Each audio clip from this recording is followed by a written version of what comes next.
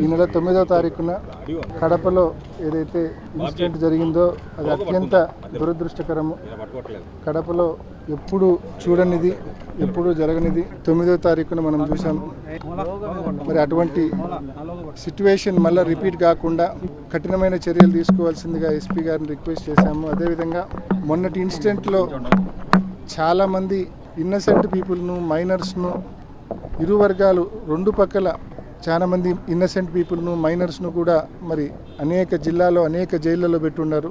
మరి అటువంటి అమాయకులను, ఇన్నసెంట్ పీపుల్ను, మైనర్స్ను, కేసుతో సంబంధం లేని వారిని వాళ్ళకి రిలీఫ్ కల్పించమని చెప్పి ఎస్పీ గారిని కూడా రిక్వెస్ట్ చేయడం జరిగింది. రెండు పక్కల కూడా కొంతమంది ఇన్నసెంట్ పీపుల్ అక్కడ ఉన్నారు. సర్కిల్ కాబట్టి కొంతమంది రోడ్లో నిలబడుకొని ఉన్న వాళ్ళు కూడా ఉన్నారు. ఆ రూట్లో పోయే వాళ్ళు ఆపి కూడా కొంతమంది ఉన్నారు. ఎవరైతే అగ్రెసర్స్, ఎవరైతే ఇన్సిడెంట్లో పూర్తిగా ముందున్నారో వాళ్ళ వరకు చట్టం ప్రకారము ఏం చర్యలు తీసుకోవాలో తీసుకోండి.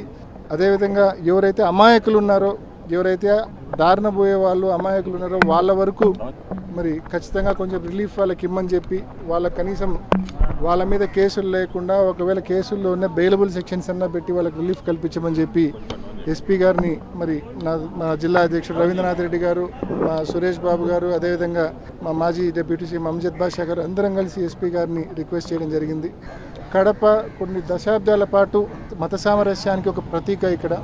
అటువంటి కడపను కాపాడుకుందాం. భవిష్యత్తులో మళ్ళీ ఇటువంటి చర్యలు రిపీట్ కాకుండా ప్రతి ఒక్కరం కూడా బాధ్యతతో మెలుగుదామని చెప్పి ప్రతి ఒక్కరిని కూడా రిక్వెస్ట్ చేస్తూ, ప్రతి ఒక్కరిని కూడా సవినయంగా రిక్వెస్ట్ చేస్తున్నాం.